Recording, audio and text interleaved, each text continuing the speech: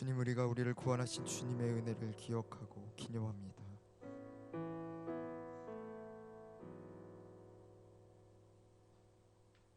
우리의 작은 신음에도 응답하시는 주님, 주를 향한 갈망함으로 우리가 주님 앞에 신음하오니 주여 우리의 음성에 응답하여 주시옵소서.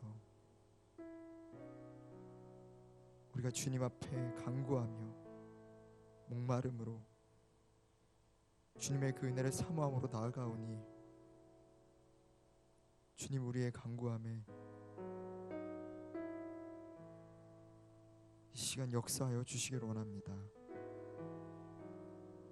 놀라우신 그 하나님의 은혜와 사랑이 다시 한번 우리 마음 가운데 경험되어질 수 있도록 성령님 이 시간에 일하여 주시옵소서.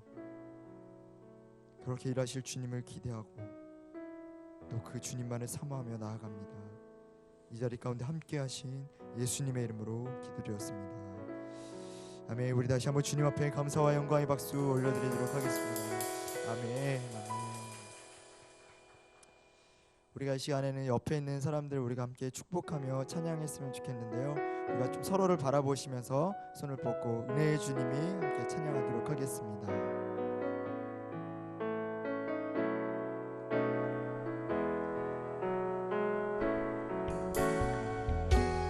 은혜의 주님이 당신을 축복하고 사랑의 주님이 함께 하시네.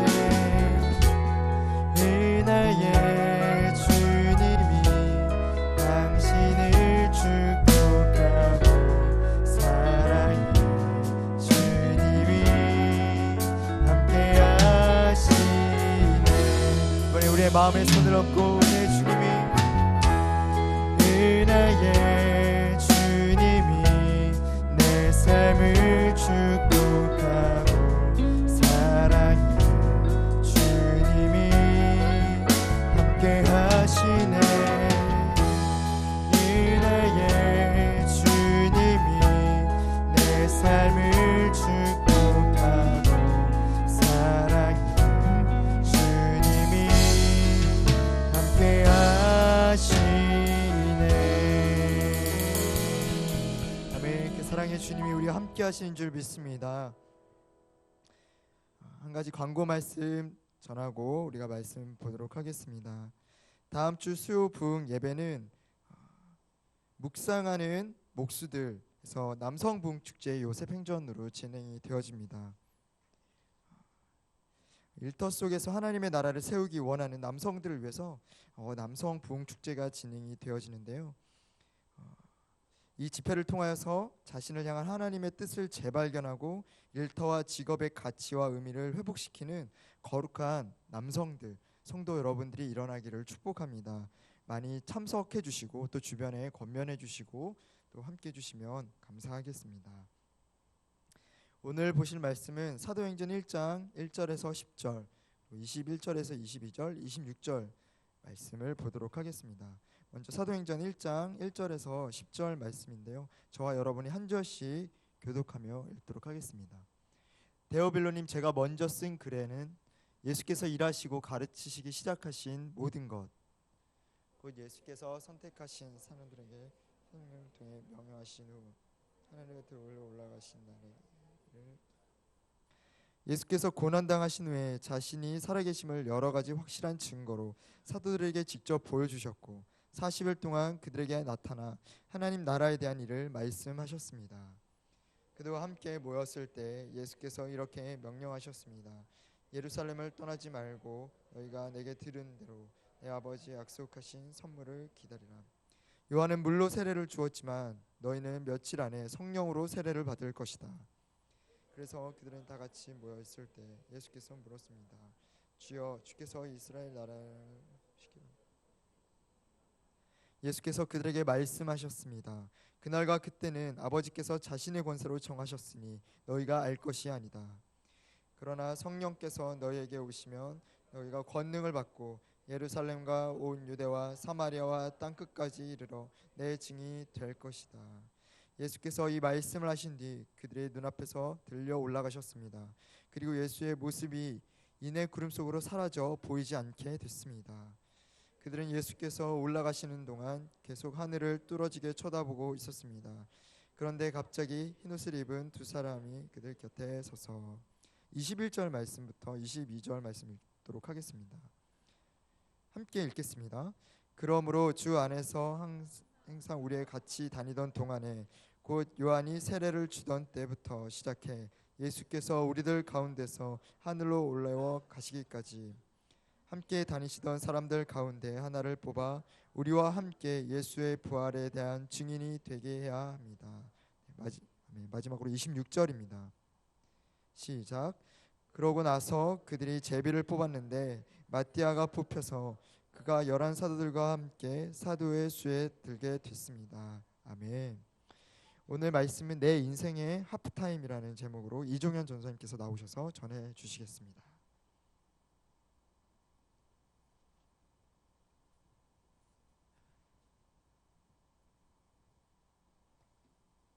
네, 제가 잠깐 짧게 기도하고 말씀 선포하도록 하겠습니다. 하나님, 부족한 종을 세우시고 또 입술을 통하여서 주님의 그 마음과 그 말씀을 선포하게 하심에 이 시간 감사합니다. 아버지, 우리가 듣는 귀가 열리게 하시고 또 우리 마음의 눈이 열리게 하사 주님의 그 귀한 법을 보게 하여 주시옵소서. 감사드리며 예수님 이름으로 기도드렸습니다. 아멘. 네, 감사합니다. 여러분 많이 기도해 주셔가지고요. 이제 보시는 바와 같이 직립보행하게 되었습니다. 네, 여러분 2002년 하면 어떤 게 가장 먼저 떠오르십니까? 월드컵, 그죠? 그 월드컵 때 가장 빛났던 사람을 저는 좀 꼽아 보라고 여러분한테 질문드리고 싶은데요. 누가 그때 제일 여러분한테 인상에 많이 남았습니까? 히딩크 감독. 네. 안정환 선수. 네. 그쵸. 우리 그 축구 대표팀들 정말 그때 수고 많았었고 정말 온 세계 가운데 우리 자랑이 되었었죠. 그런데 그때 가장 주목받았던 인물이 있다면은 단연 거스 히딩크 감독이 아니었나 싶습니다. 이 히딩크 감독의 탁월한 리더십이 주목을 받기 시작하면서 이 국내외 이제 경영학계라던가 여러 가지 리더십을 연구하는 곳에서는 히딩크에 대한 리더십들을 막 연구하기 시작했습니다. 그래서 그 히딩크에 대한 그 리더십이 이런 것이다라고 결과물들을 내놓기도 했었고 히딩크가 얼마나 정말 전략적인 사람이었는지를 볼 수 있게 되었는데요. 예를 들자면 그가 사용하는 언어라던가 그리고 자신의 복장을 한국인의 코드에 맞게 잘 선별했다고 합니다. 그리고 한국팀 그 경기가 있는 날요 특별히 그 승리를 상징하는 뭐 푸른 빛깔의 넥타이를 맨다던가 거기에 태극 무늬가 있는 것을 맨다던가 최대한 그 본인도 한국의 이 문화 속에서 자신을 최대한 맞추기 위해서 많은 연구를 했다고 하더라고요. 그래서 그렇게 하다 보니까 국가대표팀뿐만 아니라 정말 우리 한국인들의 마음을 지금까지도 설레게 하는 그런 한 남자가 아닌가 싶습니다. 그 히딩크 리더십에 있어서 가장 중요한 것은요, 전반전과 후반전 사이에 있는 그 하프타임이었는데요. 히딩크 감독은 경기가 잘 풀리지 않을 때 이 하프타임 동안에 휴식을 취하고 있는 선수들에게 찾아가서 이런 말로 열정을 자극했습니다. 우리에겐 때로 사고뭉치도 필요하다. 그런데 지금은 아무도 그 악역을 떠맡으려고 하지 않는다. 그래서 선수들이 자신감 있게 골을 만들어내는 그런 장면을 연출하게 됐습니다. 특히 그 최고의 명승부로 평가되는 이탈리아전에서는요, 연장전 승부에 들어가기 직전에 선수들에게 사기를 북돋는 말을 했습니다. 어떤 말을 했냐면은 오늘은 모두가 새로운 자신을 발견하길 바란다. 오늘은 모두가 새로운 자신을 발견하게 되길 바란다. 그의 그 불타는 듯한 그 눈빛에 이 메시지가 또 전해졌고 선수들이 극적으로 이제 승리를 하게 되는 신화를 쓰게 되죠. 이런 점으로 미뤄볼 때 우리는 경기의 승패가 감독의 리더십에 의해서 좌우된다는 것을 알 수가 있고, 또 하나는 전반전과 후반전 사이에 있는 그 하프타임을 어떻게 보내느냐에 따라서 정말 후반전이 어떻게 될지 알 수 있다는 것이죠. 운동 경기에서 하프타임은 매우 중요한 시간입니다. 우리 그 감독분들이 선수들을 격려하거나 막 호되게 꾸짖거나 후반전에 나온 선수들 표정을 보면 알 수가 있죠. 아, 혼났구나. 아니면은 저 선수들 눈빛을 볼 때 굉장히 비장한 무언가가 있다라던가. 이 하프타임을 통해서 우리는 우리 인생에 대해서도 한번 생각해 볼 수가 있지 않나 싶습니다. 운동 경기에 있어서 이처럼 중요한 하프타임의 특징을 예로 들자면요. 하프타임의 특징은 이렇습니다. 전반전이 끝난 후에 휴식 시간. 그리고 선수는 하프타임 때 휴식을 취할 권리가 있다. 하프타임은 보통 15분을 초과해서는 안 된다. 대회 규정에 하프타임의 휴식 시간을 반드시 규정해야 한다. 하프타임의 휴식 시간은 주심의 동의하에서만 변경될 수 있다. 여러분, 그렇다면요, 우리 인생에 있어서 하프타임은 언제일까요? 뭐 80세를 인생으로 두고 딱 끊어서 40세가 되면 하프타임일까요? 밥 버포드라는 분의 40 또 다른 출발점이라는 책에 보면요, 내가 하프타임에 들어와 있는지 가늠해 볼 수 있는 몇 가지 질문들이 나와 있습니다. 제가 한번 이 질문들을 읽어 드리겠습니다. 한번 생각해 보시기 바랍니다. 지금 나는 내 인생에서 정말 중요한 무언가를 놓치며 살고 있지는 않은가?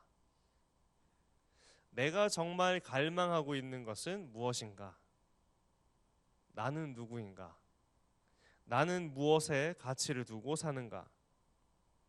10년 뒤에 나는 무엇을 하고 싶은가? 20년 후에는 과거에 꿈꾸었던 일들 중에 아직 미완의 상태로 남아있는 것은 없는가? 지금까지 갈고 닦아 완성 단계에 이르도록 하나님께서 허락하신 나의 재능은 무엇인가? 하나님께서 나에게 선물로 주셨으나 내가 지금 제대로 활용하지 못하고 있는 재능은 없는가? 내가 지금 하던 일을 그만둔다면 그 대가로 무엇을 얻을 수 있을까? 과연 지금보다 적은 수입으로 살아갈 수 있을까? 남부럽지 않게 성공했다고 생각하는데 왜 허전한 느낌이 드는 것일까? 꼭 인생에 있어서 내가 절반의 세월을 살지 않았다고 하더라도 내가 하는 일에 있어서 새로운 변화가 생기거나 아무 생각이 없었던 내 삶의 변화에 대한 도전이 생기거나 정말 이렇게 살아도 될까라는 고민이 된다면 바로 그때가 여러분의 하프타임인 것이죠. 오늘 하나님이 우리 주시는 말씀에도 이 하프타임에 와 있는 사람들을 우리는 발견하게 됩니다. 바로 제자들이죠. 제자들은 예수님과 함께 3년간 동행하면서 병자가 낫고 죽은 자가 일어나고 오병이어의 기적을 보면서 정말 우리 주님이야말로 정말 대단하신 분이구나. 이 주님만 따라가면 되겠구나라고 생각했어요. 예수님이 십자가에서 돌아가시게 되는 어려운 경기 상황을 맞이하기도 하지만 전반적이 끝나기 3분 전에 예수님이 부활하심으로써 역전골을 넣으셨습니다. 그리고 이런 기쁨도 잠시 40초 만에 예수님이 승천하시면서 제자들은 홀로 남게 됐어요. 이는 휘슬이 울려서 전반전이 종료가 되고 지금 제자들은 감독이 없이 하프타임을 맞이하고 있습니다. 예수님이 안 계신 상황이죠. 자, 과연 예수님은 또 다른 전략이 있는 것일까요? 자신들이 그토록 따랐던 리더가 갑자기 사라지고 감독님이 사라진 사이 여러분 어떠한 전략이 필요하겠습니까? 얼마나 이 제자들은 소위 말해서 멘붕 상태가 됐을까요? 오늘 말씀을 통해서 하나님이 하프타임에 주시는 전략을 같이 나누고 싶습니다. 첫 번째 전략은요, 내가 누구인지를 깨닫게 하시는 것입니다. 에리 프롬의 소유냐 존재냐라는 것을 보면요, 이런 말이 나옵니다. 사람에게는 두 종류의 인간이 있다. 하나는 소유형 인간, 즉 to have의 의미를 두고 사는 having 모드의 인간이고, 또 다른 하나는 존재형 인간, 즉 to be 하는데 삶의 의미와 목적을 두고 사는 being 모드의 인간이다. 그러므로 가치 있는 삶의 조건은 무엇인가를 이렇게 따져볼 때 남들보다 무언가 더 가지고 있는, 얼마나 더 가졌냐, 소유 가치에 있는 것이 아니라 나의 삶에 어떤 의미와 목적을 두고 살아가고 있는지 그 존재의 가치에 있다는 것이죠. 그러므로 예수님을 믿으면 믿을수록 우리의 존재의 가치가 높아지는 것이지 우리의 소유 가치가 높아지는 것은 아닙니다. 존재의 가치를 높이기 위해서 우리는 믿음 생활을 하고 있죠. 존재의 가치는요, 존재의 목적대로 살아가느냐에 달려 있습니다. 그렇다면 우리는 또 이렇게 생각해 볼 수가 있죠. 우리의 존재의 목적은 무엇인가? 우리의 존재 목적은요, 내 생각대로 정하는 것이 아니라 바로 하나님께서 우리의 존재를 만드신 그분이 결정한다는 것입니다. 자, 그러니까 잘 산다는 것이 내 뜻대로 사는 게 아니라 하나님의 뜻대로 잘 살고 있는가에 달려 있는 것이죠. 무엇을 먹을까, 무엇을 마실까, 무엇을 입을까, 거기에 치중해서 자기의 뜻과 자기의 생각과 자기 욕심을 표대로 삼은 인생은 잘못된 인생이라고 할 수가 있습니다. 잘 산다는 것이 내 뜻대로 사는 것이 아니기 때문이죠. 우리가 만약에 전반전에서 내가 먹고 싶은 거, 내가 성취하고 싶은 거, 내가 잊고 싶은 것을 추구하며 살았다면, 이제 후반전에 와서 생각해야 될 것이 있다면 내가 누구인지를 정확하게 알아야 한다는 것입니다. 사도행전 1장 3절에 보면 예수님이 부활 후 40일간 하나님의 나라에 대해서 말씀하셨다고 나옵니다. 혹시 사도행전 1장 3절을 다시 한번 띄워주시겠어요? 네, 우리 같이 한번 읽어봤으면 좋겠습니다. 시작. 네, 자신이 살아계심을 여러 가지 확실한 증거로 사도들에게 직접 보여주셨고 40일 동안 그들에게 나타나 하나님 나라에 대한 일을 말씀하셨습니다. 아멘. 그래서 예루살렘을 떠나지 말고 아버지의 약속하신 성령을 기다리라고 말씀하셨어요. 예수님은 니고데모에게 사람이 물과 성령으로 거듭나지 않으면 하나님 나라에 들어갈 수 없다라고도 말씀하셨었죠.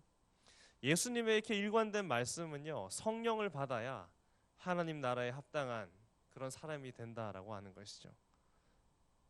태초에 하나님이 아담을 창조하실 때 진흙으로 모양을 만드시고 거기에 무엇을 불어넣으십니까? 그렇죠. 생기를 불어넣으시고 곧 사람이 생령이 되지 않습니까? 그래서 성경은요, 사람이 생령이 되었다라고 말씀하고 있습니다. 그런데 하나님의 영은 무엇이냐 하면은 하나님의 생각, 하나님의 철학, 하나님의 가치관, 하나님의 어떤 정신이라고 말할 수가 있는 것입니다.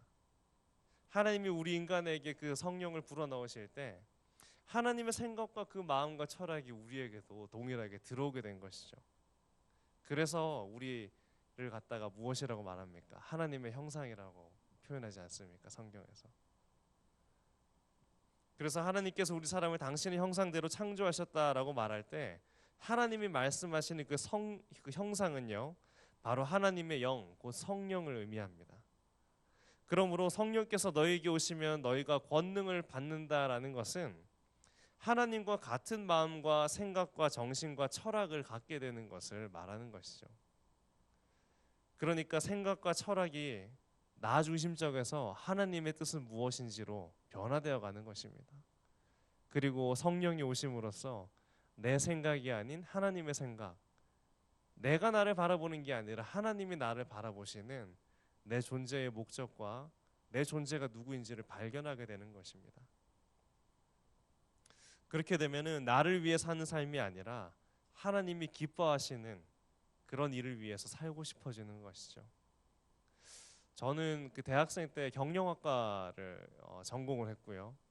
그리고 이제 여러 가지 그 부수적인 과목들이 있는데 그 중에 그 보험학에 대한 수업을 잠깐 들었던 적이 있습니다. 그런데 그 보험학 교수님이 보험회사마다 가지고 있는 어떤 표를 보여주셨어요. 그게 무엇이냐면은 인간의 연령과 그에 따른 투자 성향, 뭐 언제 몇 세쯤 되면 이런 질병으로 한국 사람들이 많이 죽는다. 뭐 언제 몇 세가 되면은 한국 남성들이 이런 사고로 많이 죽는다. 이런 어떤 사망 그 주기율에 대한 표였습니다. 그래서 그 보험회사는 그 표를 그 통계적 수치를 바탕으로 보험 상품들을 개발을 하는 것이었는데요.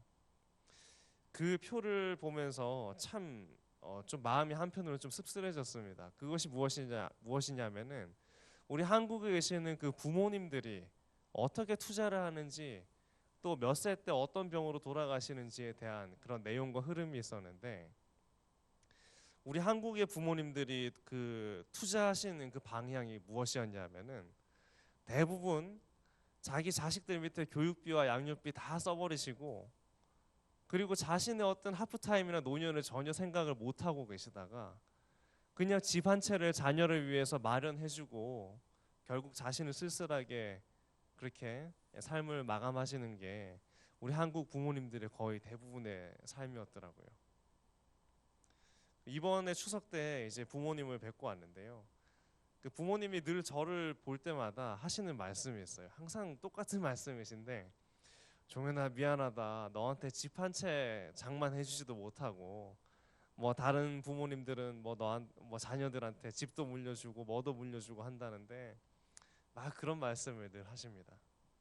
근데 돌아보면요, 부모님이 참 저를 위해서 정말 집 한 채 살 정도로 그렇게 많은 양육비와 교육비를 지출하신 것 같아요. 그 명절 때도 찾아뵙고 용돈 드리고 하면은 그거 그래도 고스란히 다 여러분 주머니에 다시 돌아오지 않습니까? 집에 갈 때 차비로 쓰라고 또 주시고, 그죠? 불과 그 몇 년 전까지만 해도 노년에 대한 아무런 계획과 꿈이 없으시던 어머님이 이번 추석 때는 이제 저를 손을 딱 잡으시면서 이런 말씀을 하시더라고요. 종현아, 나 꿈이 하나 생겼다. 뭔데요 어머니? 이러니까 내 인생 말년에는 선교지에서 선교하다가 죽는 거다라고 하시더라고요. 그래서 저 갑자기 베드로처럼 안 됩니다 어머님 이렇게 말리고 싶었는데, 왜냐하면 어머님이 이제 60대 중반이세요. 그리고 척추 측만증에다가 이제 모든 퇴행성 관절염 때문에 걸레질 하나도 제대로 못 하시는 분이세요. 그런 분이 선교지에 가서 과연 무슨 일을 하실 수 있을까, 이런 생각을 했었는데, 도대체 어쩌다가 이걸 그런 꿈을 가지시게 된 거지라고 생각했었는데, 어머님이 그동안 읽어오셨던 말씀이 사도행전 말씀이었고, 저는 오늘 이 사도행전 말씀을 보면서 과연 이게 비결이 아닐까라는 생각에 머무르게 됐습니다. 그러나 성령께서 너희에게 오시면 너희가 권능을 받고, 성령을 우리에게 부으셔서 내게 새로운 비전이 생기는 것은 기본적으로 나라는 존재가 누구인지, 내가 무엇을 위해 살아야 되는지 존재 목적이 어떤 변화가 생긴 것이죠. 내 존재가 어떤 존재인지 알게 된 것입니다. 내가 누구인지 깨닫고 나니까 하나님을 위해서 내 삶을 드리고 싶은 마음이 자연적으로 생기는 것이죠. 요엘서 2장 28절에 보면요, 그러므로 난 후에 내가 모든 사람 위에 내 영을 부어주겠다. 너희 아들들과 딸들이 예언할 것이고 너희 늙은이들은 꿈을 꾸며 너희 젊은이들이 환상을 보게 될 것이다. 아멘. 이 요엘서의 말씀처럼요, 늙은이들이 꿈을 꾸게 될 것이다. 이제 70을 바라보셔야 될 나이신 어머님께서 꿈을 다시 꾸게 되신 것이죠. 예수님이 십자가에 달리시고 승천하시고 난 이후에 제자들은 마음이 몹시 혼란스러웠을 것입니다. 로마 제국을 이제 뒤집을 수 있는 완벽한 메시아가 왔는데, 이제 정치적으로도 저 예수가 쿠데타를 일으키면 성공할 거야라고 생각했지만, 예수님은요 그런 메시아의 모습이 아니었습니다. 정말 여러 가지 기적들도 행하시고 죽은 자도 살리셨지만 아쉽게도 십자가에서 죽으셨죠. 그리고 이제 다시 역전골을 넣듯이 부활을 하셨는데, 지금 제자들은 멘붕이 된 상태로 예수님이 승천하신 이후에 남아 있는 것입니다. 갑자기 벌어진 이 리더의 부재, 이런 상황, 역전골을 먹고 난 뒤에 휘슬이 울리고 경기가 종료됐을 때 선수들의 그 마음 상태, 지금 제자들은 멘붕이 된 상태로 마가의 다락방에 모여서 지금 하프타임을 갖고 있는 것이죠. 감독님이 사라졌는데 이제 어떻게 해야 되나, 주장님 말만 믿고 뛰어야 되나, 다시 베드로와 안드레는 그물을 챙겨서 고기를 잡으러 갈지 말지를 고민했을 것이고, 세리 마태는 다시 세관에 재입사를 해야 될지 고민을 했을 것입니다. 떵떵거리면서 자신 있게 사표를 쓰고 나왔는데 이제는 어디에도 갈 곳이 없는 신세가 돼버렸어요. 물론 마가의 다락방에 예수님 말씀 순종하는 마음으로 모였겠지만, 사실은 직장을 잃고 출근 시간에 갈 곳이 없어가지고 놀이터에서 방황하는 것처럼 마가의 다락방에 어쩌면 그런 마음으로 온 사람도 있을 것이랍니다. 그러나 그랬던 그들에게 어떤 일이 벌어집니까? 하늘로부터 갑자기 급하고 강한 바람 같은 소리가 있고 불같은 혀들이 갈라지는 것이 성령님이 그들에게 나타나 각 사람 위에 임하게 됩니다. 그래서 마가의 다락방에 모인 이 120여 명의 사람들이요, 자신들이 누구인지 이제 깨닫게 되는 것이죠. 예수님이 부활하신 후에 40일간 말씀하셨던 그 하나님의 나라에 대한 비전이 이제는 이 제자들의 것이 된 것입니다. 성령 하나님, 그 하나님이 우리 삶에 임하실 때 우리의 존재를 깨닫게 되고 나는 무엇을 위해서 살아야 하는지에 대한 꿈을 꾸게 하신다는 것입니다. 히딩크 감독이 2002년 월드컵 이탈리아전에서 하프타임 때 이런 말을 했습니다. 오늘은 모두가 새로운 자신을 발견하게 되길 바란다.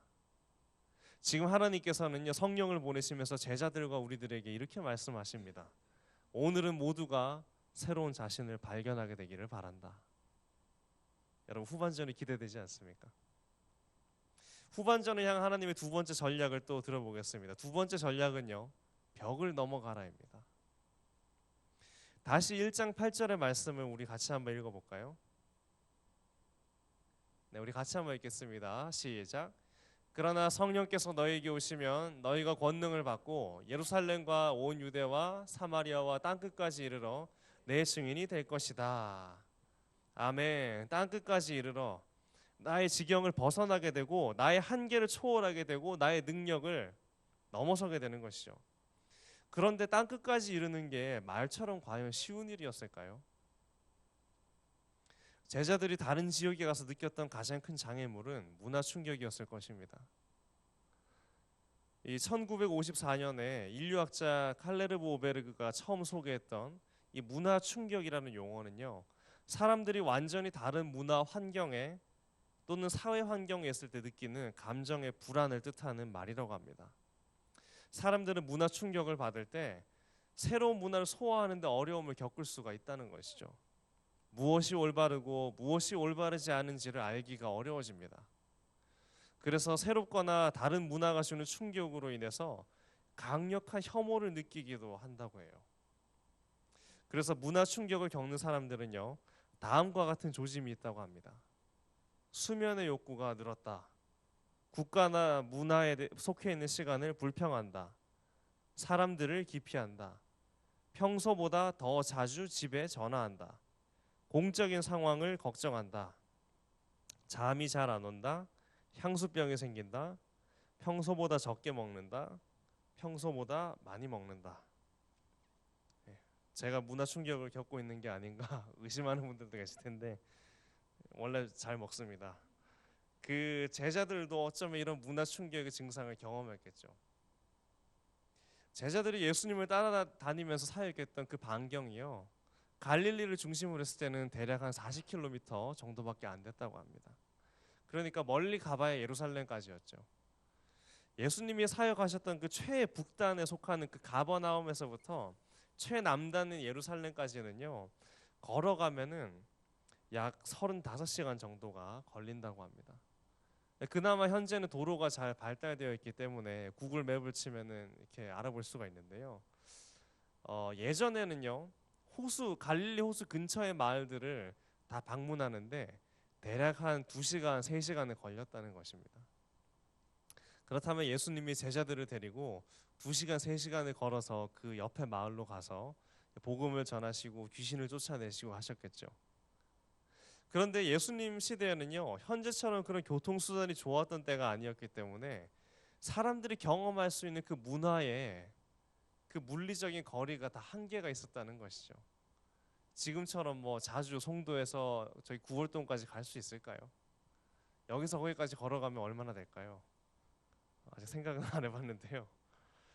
다른 문화권을 체험하기도 힘들고 또 다른 나라의 문화적 영향을 받기는 더더욱 힘들겠죠.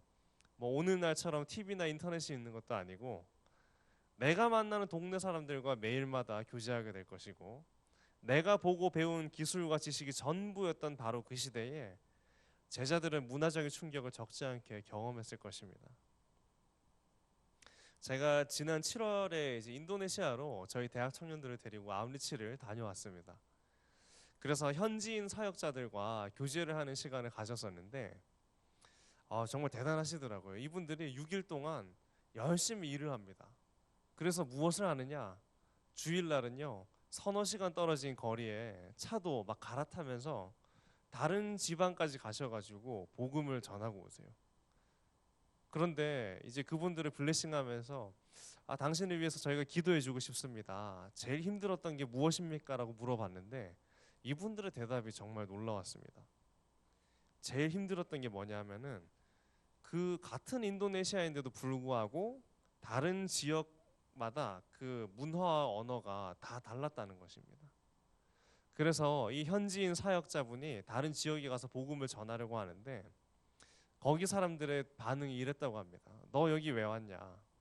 너 뭐 다른 무슨 꿍꿍이가 있는 거 아니냐? 네가 원래 이 마을 사람이었냐? 그래서 그 마을로 가서 친해지기까지도 엄청난 시간이 걸렸다고 해요. 저희들은 뭐 이사 만약에 서울에서 뭐 전라도로 이사 가서 복음 전하는 게 크게 어렵지는 않지 않습니까? 그러나 여전히 지구상에는요, 오늘처럼 도로가 발달하고 인터넷이 발달해 있지만은 여전히 그런 지역적인 문화적인 장벽과 한계가 존재한다는 것이죠. 그 요한복음 4장에 사마리아 여인이 그 유대인이었던 예수님한테 굉장히 퉁명스러운 말투로 말하고 있습니다. 그런데 그것도 참 당연한 것이 그 사마리아 사람들과 유대인들은요 상종하지를 않았기 때문입니다. 유대인들은 사마리아인들을 무시하고 사마리아인들은 유대인을 또 경멸했었죠. 당연히 이질적인 문화에 사는 사람들에게 보이는 적대감인 것입니다.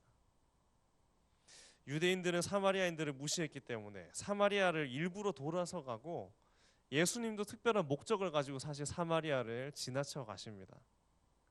그러나 그랬던 이 유대인 이 제자들에게 변화가 생기기 시작합니다. 성령을 받고 난 뒤에 어떤 변화가 생깁니까? 온 유대와 사마리아와 땅 끝까지 그들의 지경이 넓혀지게 된 것이죠. 갈릴리 나사렛 총구석에 있던 제자들의 눈이 이제 막 열리기 시작하는 것입니다. 자신들의 동네를 넘어서 예루살렘과 유대 땅들을 다 다니기 시작하죠. 그리고 심지어 문화적인 편견을 가지고 상종하지도 않았던 그 사마리아 땅까지 들어가게 됩니다. 사도행전 1장 8절에 나오는 이 지역적 경계의 확장은요, 단순히 어떤 복음을 전하는 물리적 거리가 확장된 것으로만 얘기할 수는 없습니다. 내가 생각해왔던 편견, 내가 스스로 선을 그었던 한계가 없어지는 것이죠. 난 절대 사마리아로 갈 수 없어. 난 절대로 사마리아인들과 교제하지 않겠다라고 생각했던 그들의 편견이 이제 하나둘씩 깨트려지고 있는 것입니다. 그런데 이런 영역과 한계가 우리 삶에도 존재하는 거 여러분 아십니까? 나는 이렇게밖에 살 수밖에 없다. 내 삶에 이것 아니면 안 돼. 나는 원래 이런 인생이야 라고 생각했던 이런 영역들이 존재한다는 것이죠. 그러나 내 안에 있는 이 한계가 사라져야 예루살렘과 온 유대와 사마리아와 땅끝까지 우리가 갈 수 있다는 것입니다. 서커스단에서 코끼리를 조련하는 방법을 아마 잘 아실 겁니다. 야생에 있는 그 코끼리가 굉장히 사나운 거 아시죠? 그 코끼리를 엄청나게 큰 쇠사슬로 묶어서 대못에 박아서 고정을 시켜둡니다. 몇 날 며칠 후 코끼리는 자신이 움직이려고 하지만 더 강한 힘이 자신을 누르고 있다는 것을 알고 나중에 시간이 지나면은 정말 가느다란 실 같은 걸로 묶어 놓아도 도망갈 생각을 하지 않습니다. 자기 스스로 한계를 그렇게 지어버린 것이죠. 여러분 인생에 대해서 한계를 짓는 상황이 있습니까? 아니면 누군가가 여러분을 낙담시키는 말로 인해서 여러분 스스로 한계를 가지고 있지는 않습니까? 가족이든 직장 상사이든 여러분을 가두고 누르는 사람이 있다면은 여러분 예수 이름으로 그 모든 관계적인 한계들을 다 끊어버리시기 바랍니다. 그리고 혹시 그 영역에 선을 긋는 사람이 방금 전에 말씀드린 코끼리처럼 내 자신은 아닌지요? 그러나 오늘 말씀에서 우리가 소망을 들 수 있는 것은 성령님은 우리의 모든 실존적인 한계를 넘어서서 불가능을 가능케 하신다는 것입니다. 주의 영이 있는 곳에 자유함이 있느니라. 믿으십니까? 과거에 어떤 트라우마가 나의 발목을 잡더라도 성령님의 권능이 임하면 자유함이 있습니다. 트라우마가 나를 자유케 하지 못한다면 복음도 우리는 가짜 복음을 믿고 있는 거겠죠. 그러나 이 복음 안에서 우리가 그 모든 트라우마를 해결할 수 있을 줄 믿습니다. 그래서 후반전을 준비하면서 감독님은 전반전에 겪었던 트라우마로부터 우리를 자유케 하시는 전략을 말씀하고 있는 것이죠. 제가 5살 때요, 88년도에 TV에서 늘 이런 노래가 울려 나왔어요. 손에 손잡고 벽을 넘어서 우리 사는 세상 더욱 살기 좋도록. 공감을 하시는 분들이 계셔서 저는 마음이 참 편안하네요. 네, 예전에 이런 일이 있었습니다. 네. 이제 여러분 인생 후반전에서 여러분을 둘러싼 그 벽들을 넘어서길 바랍니다. 모든 차별과 편견을 넘어서 그 성령의 바람을 타고 나아가시는 여러분 되시길 바랍니다. 세 번째 하프타임 전략은요, 선수 교체입니다. 함께 사도행전 1장 21절에서 22절 그리고 26절의 말씀을 보도록 하겠습니다. 네, 같이 한 목소리로 읽습니다. 시작.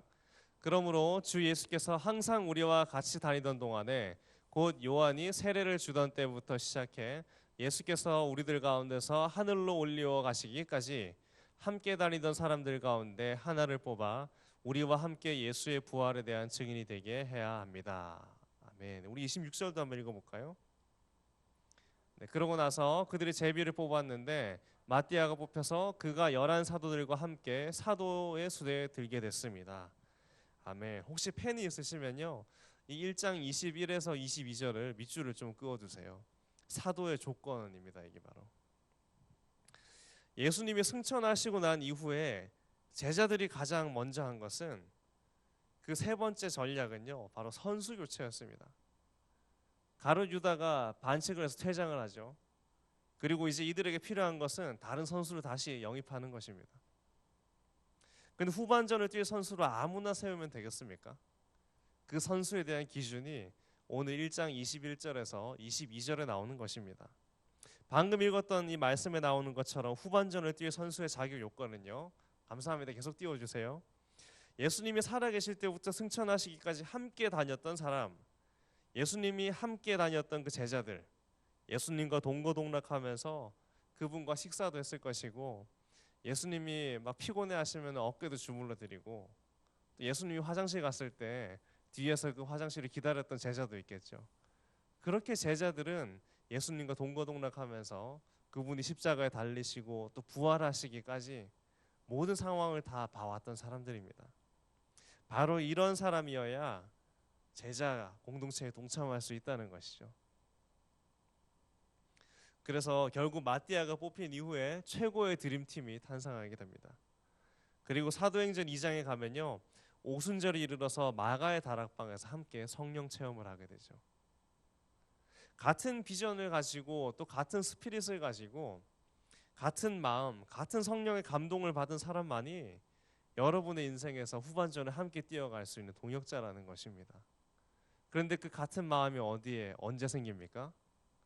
우리가 함께 예배하고 복음에 대해서 경험하게 될 때 같은 스피릿, 같은 마음을 경험하게 되는 것입니다. 그래서 우리 교회 공동체는 정말 중요하다고 할 수 있습니다. 그 옛날에 함께 예배했었던, 함께 뜨겁게 기도했었던 형님들과 누나들이 저는 아직도 기억이 나요. 예전에 제가 다녔던 그 교회의 공동체에 있던 형님 누나들이 함께 이렇게 뜨겁게 울면서 기도하고 함께 그렇게 예배했던 사람들이기 때문이죠. 지금 한번 여러분 옆에 계신 분들을 잘 보시기 바랍니다. 앞으로 5년 후에도 인천 온누리교회에서 여러분 함께 하시겠습니까? 네. 그 경영학도들과 CEO들에게는 필독서가 된 책이 하나 있습니다. 그게 뭐냐면은 좋은 기업을 넘어 위대한 기업으로라는 책입니다. 이 책은요, 그 포춘지에 실린 500대 기업들을 다 조사를 해서 불황 속에서도 그리고 리더십이 바뀐 가운데서도 더 주가가 올라가고 회사가 잘 된 그런 기업들을 다 뽑아서 연구를 한 그 실적이라고 할 수 있는데요. 그 연구를 토대로 리더십에 대해서 한 가지 원리를 발견하게 됩니다. 그래서 그 책에는 다음과 같은 재미있는 표현이 있습니다. 좋은 회사를 위대한 회사로 도약시킨 리더들이 전환에 착수하면서 맨 처음 한 일은 적합한 사람들을 버스에 태우는 일이었다. 그러고 나서 버스를 어디로 몰고 갈지 생각했다. 다시 한번 읽어드릴게요. 좋은 회사를 위대한 회사로 도약시킬 리더들이 전환에 착수하면서 맨 처음 했던 일은 적합한 사람들을 버스에 태우는 일이었다. 그러고 나서 버스를 어디로 몰고 갈지 생각했다. 우리의 인생 여정에서도요, 아무 사람들이나 다 태우고 난 뒤에 우리 어디 갈까라고 토론하는 게 아니라 적합한 사람을 먼저 태우고 어디 갈지를 논의해야 되는 것이죠. 적합한 사람들, 나와 같은 예수의 비전을 꿈꾸는 사람들, 함께 하나님 나라를 위해 달려갈 사람들을 태우고 나서 이제 구체적인 목적지를 기도하면서 달려가야 되는 것입니다. 히딩크 감독은요, 베스트 11을 포함한 최고의 라인업으로 대표팀을 구성한 다음에 월드컵에 나가게 되죠. 그러나 우리에게 이런 걱정이 앞서게 됩니다. 하나님, 그러나 정작 제 주변에 아무도 없는 것 같습니다. 주님, 저는 누구와 함께 제 인생을 끝까지 함께 달려갈 수 있을까요? 물론 배우자가 계신 분도 계시겠지만 배우자를 제외하고 함께 기도하며 한 마음으로 달려갈 수 있는 사람이 여러분 곁에 혹시 계십니까? 예전에 한 목사님이 그런 도전을 하시더라고요. 지금 여러분 곁에 평생 동안 함께 언제 어디서든 부르면 함께 와서 사역할 수 있는 사람 5명이라도 있으면은 그 인생은 정말 성공한 것이다라고. 주님, 지금 당장 나와 함께 뛸 선수들이 어디 있습니까? 지금 정말 나를 도와줄, 내 비전을 실현시켜 줄 만한 사람이 어디에 있겠습니까? 그런 동역자는 도대체 어디 있을까요? 인생의 하프타임에 이런 질문이 드는 분들이 많을 것입니다.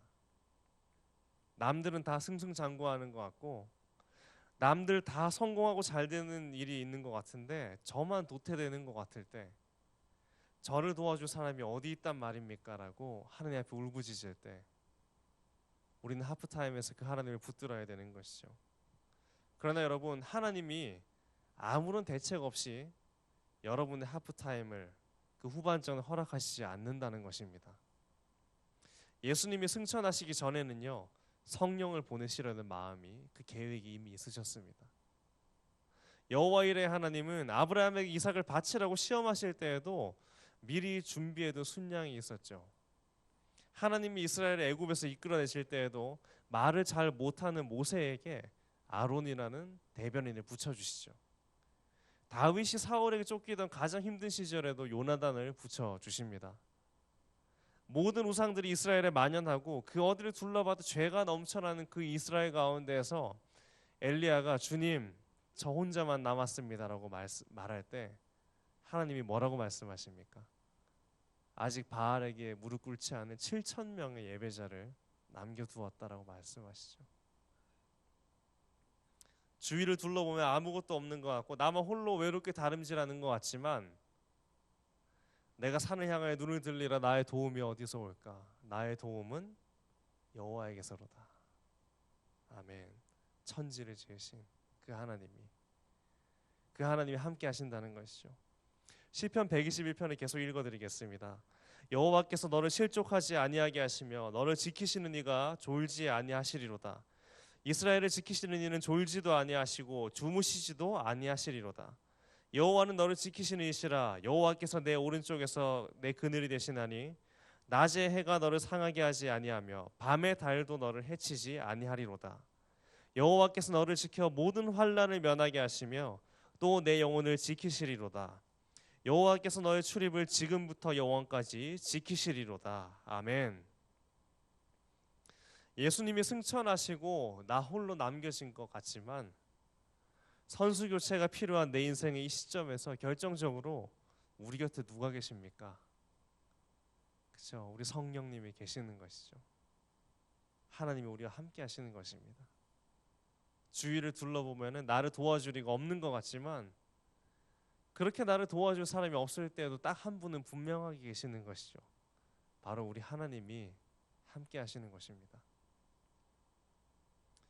내 짐을 여호와께 맡기라. 그가 너를 붙드시고 의인의 요동함을 영원히 허락하지 아니하시리로다. 아멘. 의인의 요동함을 허락치 않으시는 하나님이 계신데 여러분의 상황이 요동하겠습니까? 흔들리는 거는 오직 내 믿음뿐이겠죠. 우리 하나님은 요동치 않으십니다, 여러분. 하나님이 여러분의 인생의 파트너가 되십니다. 그리고 여러분 인생의 동역자를 허락하시고 그분의 놀라운 계획들을 반드시 이루실 것입니다. 그러한 만남의 축복과 또 하나님의 그 하프타임 전략이 여러분의 삶 가운데 이루어지길 간절히 소망합니다. 우리 함께 이 시간 기도하며 주님 앞에 나아갔으면 좋겠습니다.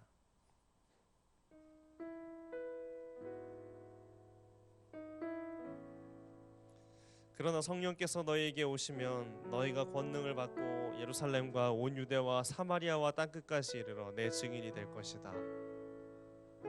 하나님, 어떠한 신학적인 근거도 다 필요 없이 그냥 이 말씀을 있는 그대로 믿기 원합니다.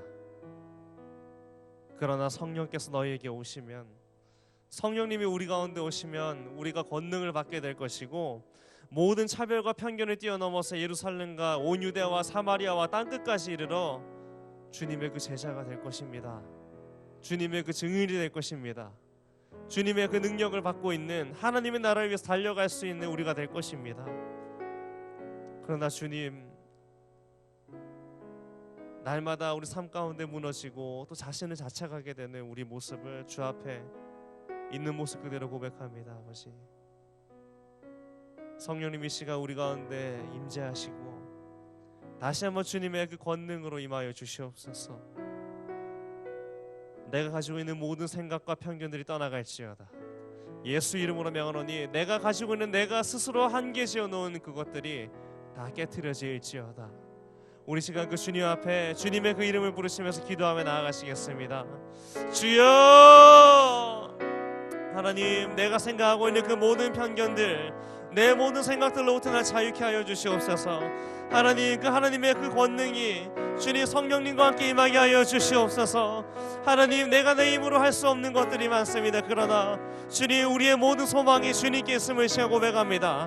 하나님 아버지, 주위를 둘러보면 아무도 도와줄 사람이 없는 것 같지만 내가 산을 향하여 눈을 들리라. 너의 도움이 어디서 올까? 나의 도움이 어디서 올까? 나의 도움이 어디서 올까? 주님, 나의 도움은 바로 천지를 지으신 하나님에게서 옵니다. 주님, 나의 도움이 되신 그 주님의 이름을 찬양합니다. 하나님 아버지, 역사하여 주시옵소서. 내 삶 가운데 주님의 놀라운 계획들 허락하여 주시옵소서.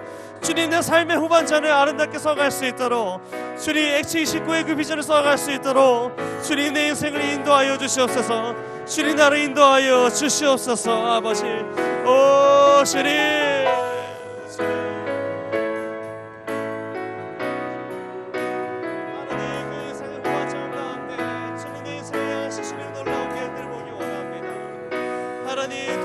주님을 경배하며 나아갈 때마다 하나님을 향한 내 모든 계획들이 주님 이루어지게 하여 주시옵소서.